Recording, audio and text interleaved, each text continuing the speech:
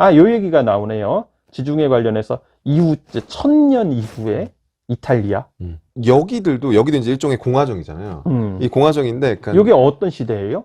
대체적으로? 1100년경? 르네상스에 돌입하기 조금 조금 전 단계죠.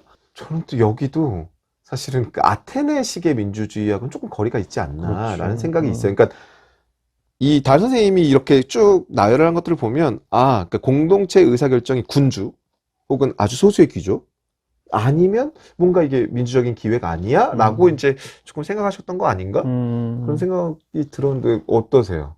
민주주의 역사 책들을 보면 많이 다루어지고 있는 부분이죠. 그렇죠.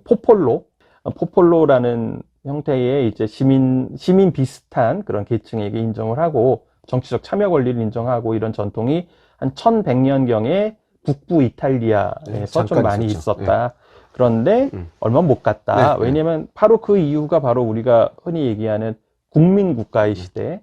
국민국가, 그러니까 국민이라는 게 생기고 국경이라는 게 생기고 주권이라고 것이 생기기 시작한 그런 시대가 왔기 때문에 도저히 경쟁을 할 수가 없기 때문에 다 사라지게 되었다. 이렇게 이제 간단하게 설명을 하고 있어요. 저는 오히려 이제 흥미로운 거는 그 바이킹 이야기들이죠. 그렇죠. 요 다음에 바이킹, 북유럽 얘기가 나오는데 북유럽 얘기들도 언급이 되긴 하는데 어쨌든 마음을 굉장히 많이 쓰고 있어요, 로버트 달이. 왜 쓰고 있는 거죠? 자기 고향. 고향. 예, 자기 어떤, 그러니까 북유럽에서 할아버지가 이민 왔던 그게 있기 때문에, 거기 그 달 마을인가요, 그게? 네, 달 마을이 있다고 그러더라고요. 아직도 달 마을이 남아있다, 뭐, 그러면서 조금 이제 이 북유럽에 대한 애정을 보였는데, 이 북유럽의 전통은 이제 바이킹의 전통인데, 제가 아까 이야기한 것처럼, 바이킹은 어떤 민족이냐? 해양 민족이에요.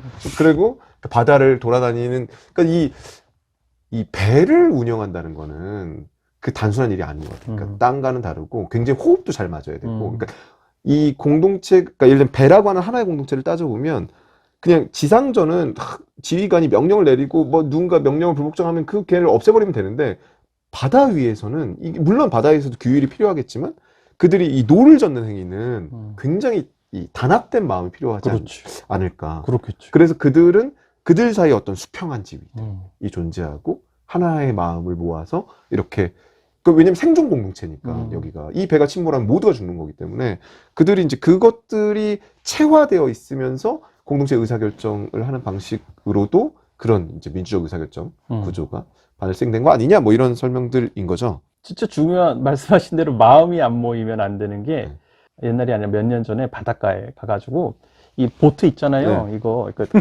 뭐라 그러죠, 이거? 노전 뭐 노 이렇게 두 개로 짓는 거? 이거 뭐 카약? 네. 뭐 이걸 하는데 앞으로 안 나가는 거예요. 안 나가는 이유는 제 왼팔과 오른팔이 마음이 안 맞아.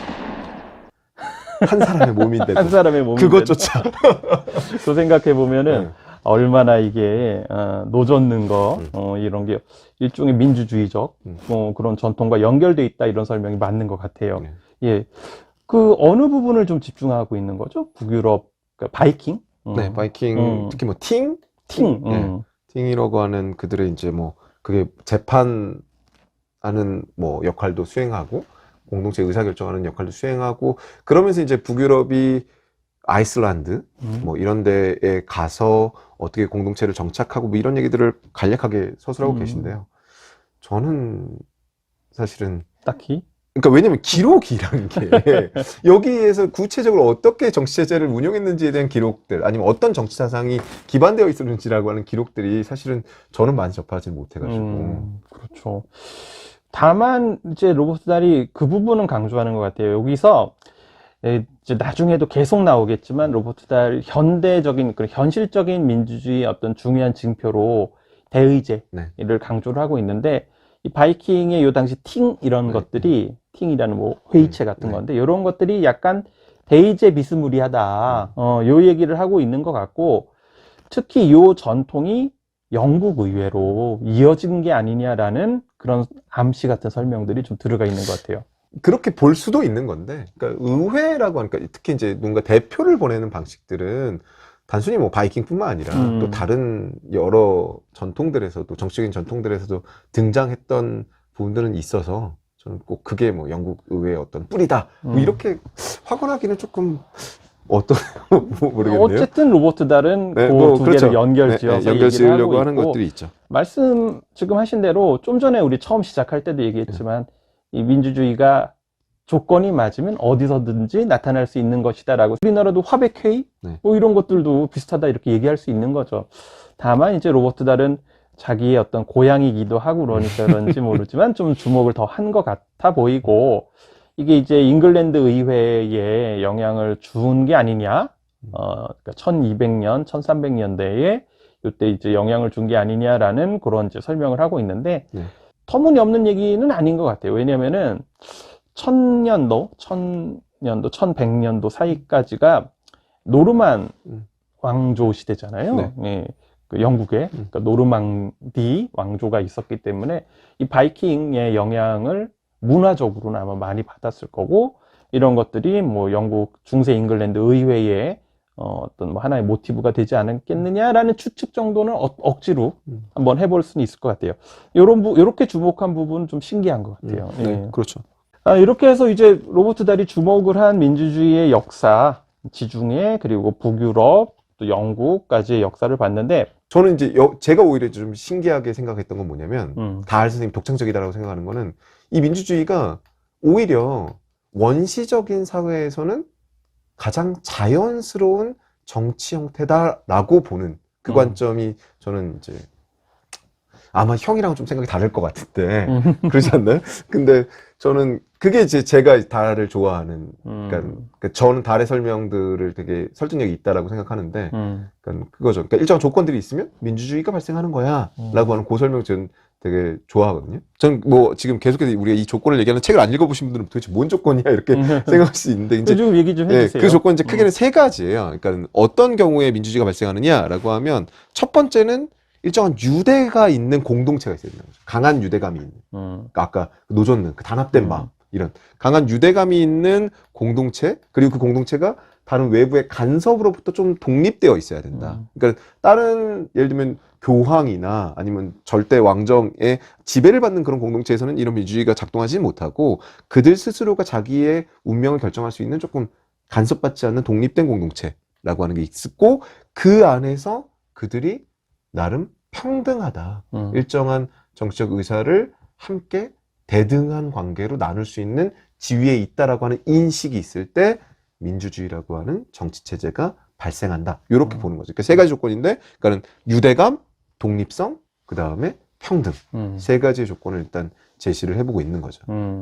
재밌게도 요 챕터의 맨 마지막 부분에는 이런 얘기가 나와요. 역사적 조건이 민주주의의 우호적이 아니라고 할지라도 우리는 외부 조건을 통제하지 못하고 단순히 희생당하는 그런 존재들은 아니다. 되게 멋있는 감동적인 말인데, 그런 조건이 안 갖춰져 있을 수도 있고 그런 조건에 불리한 쪽으로 변화할 수도 있거든요. 그렇다고 해서 우리가 거기에 굴복할 것이냐, 그러지는 말아야 된다, 이런 얘기로. 근데 그게 대표적으로 우리 한반도 민주주의 역사가 그렇잖아요. 그래요? 그러니까 우리가 독립성 없는, 그러니까 외부에 의해서 점령당한 상태에서 한반도 민주주의라고 하는 건 처음 이제 꽃을 피우려고 노력을 했던 거죠. 사실은 우리가 해야 된다라고 하는, 우리 공동체 운명 우리가 할 거야라고 하는 것들이, 그 조건, 현실적인 조건은 없었는데 그거를 스스로 만들기 위해서 하나의 방법론적으로 오히려 민주주의를 동원했던 그런 역사들이 있었던 거죠. 그렇죠. 네.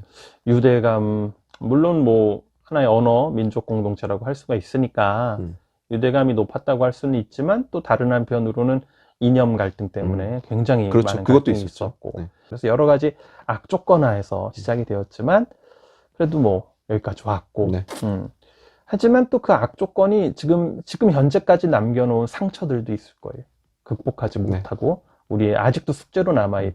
근데 숙제로 남아있는 건 좋은데 그게 숙제인지 모르는 게 더 큰 문제인 것 같아요. 그래서 어떻게 보면 우리 이제 이 책을 읽으면서 이런 부분에 집중을 해야 되는 게 아닌가. 우리가 무엇을 정말 나가야 될 숙제로 파악해야 되느냐, 이 부분을 좀 봤으면 좋겠다, 이런 생각도 들었습니다. 그러니까 저는 근데 일단은 민주주의는 자연스러운 거야 라고 하는 이 설명이 되게 이제 한 번쯤은 생각을 해봐야 되는 설명이라고 보는데, 그냥 사람들이 있고 사람들이 모여서 살기 시작했고, 그 모여 살기 시작한 공동체가 어떤 방식으로 공동체의 의사를 결정하느냐.